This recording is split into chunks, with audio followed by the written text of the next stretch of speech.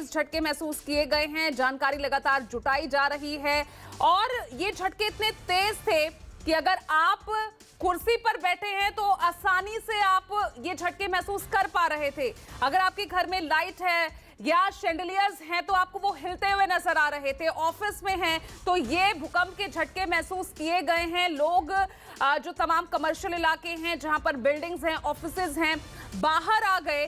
तेज झटके भूकंप के काफी देर तक महसूस किए गए हैं।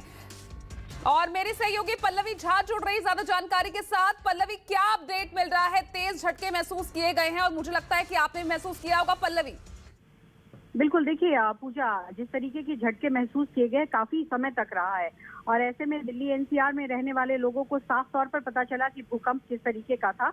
लेकिन आपको बता दूं कि इससे पहले यानी कि सुबह के वक्त में 5.5 रिक्टर स्केल पर नापा गया था मेघालय में और उसके बाद 2 बज के कुछ मिनटों पर यानी कि 2:25 के आसपास में नेपाल के आसपास एक रहा बिंदु जहां पर रिक्टर स्केल पर नापा गया 4.5 के आसपास। और फिर से अभी थोड़ी देर पहले जिस तरीके के भूकंप के झटके महसूस हुए हैं, नेपाल केंद्र माना जा रहा है, लेकिन किस तरीके का मैग्नीट्यूड रहा है उसको आने में भी थोड़ा सा वक्त लगेगा।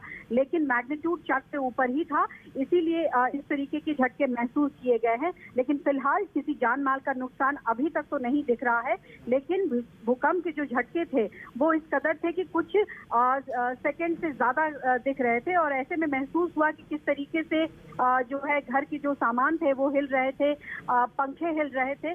तो इससे लोगों में घबराहट जरूर पैदा हुई, लेकिन थोड़ी देर के बाद ये बंद भी हो गया है। तो यानी आज की अगर बात की जाए पूजा, तो सुबह के वक्त से भारत के अलग अलग भागों में देखा गया कि भूकंप के झटके महसूस हुए हैं, चाहे वो मेघालय हो चाहे वो नेपाल अभी केंद्र रहा हो। ऐसे में थोड़ा वक्त जरूर लगेगा कि रिक्टर स्केल पर किस तरीके की का पैमाना था, किस तरीके का मैग्नीट्यूड था। लेकिन ये अंदाजा जरूर लगाया जा सकता है कि जब भी इस तरीके के भूकंप के झटके होते हैं और जब वो महसूस होते हैं तो इसका मतलब वो 4 से अधिक होंगे। और ज्यादा जब जान माल का नुकसान ज्यादा होता है तो 6 से ऊपर का मैग्नीट्यूड होता है। लेकिन जिस तरीके का ट्रेमर था उस ट्रेमर से ये अंदाजा लगाया जा सकता है कि बहुत बड़ा झटका नहीं है। लेकिन हाँ, ये झटका ये जरूर था कि महसूस लोगों को जरूर हुआ है दिल्ली एनसीआर में।